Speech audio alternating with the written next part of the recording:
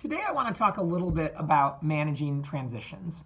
Over the last few weeks, I've had several clients ask me the same question, which has been, Amy, how do I get it all done? How do I execute in every space of my life that is important to me? I've got my relationship, I've got my health and my fitness, I've got my circle of friends, I have my job, I have kids, I want to have time for myself, or I get a pedicure, or I read, or I just have time to watch a show. How do I just get all of this completed consistently week over week and have enough time to do great in every area of my life? And by the way, one framework or model that I think works amazingly well is 4DX, the 4 disciplines of execution. For me, that framework and model has been revolutionary. I have learned how to create wigs for myself. I've learned how to focus on lead measures. I create compelling scoreboards, ways of tracking and measuring myself, and I keep a cadence of accountability. I have people that help hold me accountable to doing what I said I was going to do and what was most important. The other thing is having a calendaring process, whether it's on your phone or on Outlook or on paper, and making that your friend, giving things a space and a time to live and breathe on your calendar in advance is extremely beneficial, and really living and dying by that Outlook calendar. Those are two things that are immediately helpful.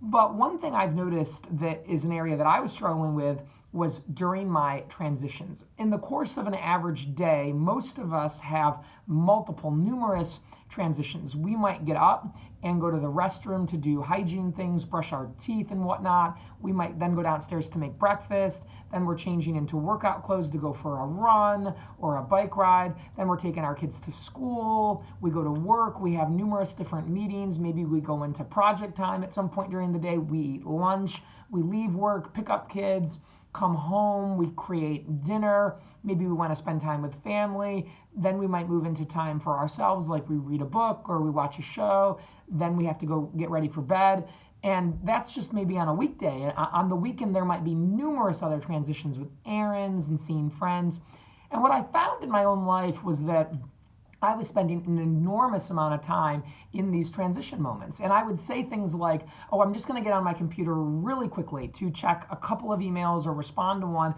and pay a bill, and then I'll be out of here. Or I'm going to just get on my phone for a few minutes, check social media, send a couple of texts, and then I'm gone.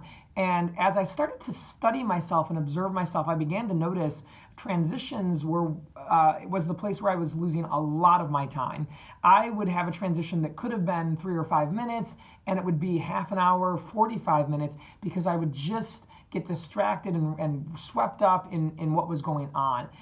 So if you're having this struggle where you're looking to create more time, one of the things I advise you to do is look at your transitions and say to yourself, before I create a plan or do anything about it, I'm just going to watch myself. I'm going to observe myself. I'm going to look at the clock. I'm going to kind of see how long does it take me to do these things or get out the door or move from one activity to another.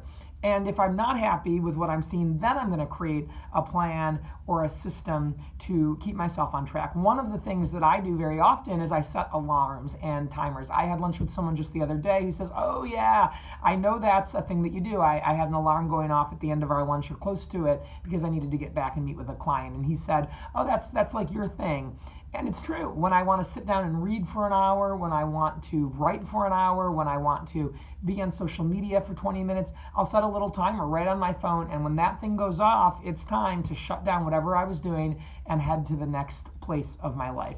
And as I began to just be aware of it and then put things in place like timers and notifications, I started to realize the time in between each activity was going down, and I was ending up with way more quality time left over to use on the things that matter most. So if you are looking for more time in your life, think about your transitions, pay attention to yourself, start to observe yourself, and see if you're losing an hour or two a day just in motion or flux between activities. It could change a lot in your week and create several extra hours for you to spend doing the things that you care about. With that, I hope everyone has a great day, and I will see you guys soon.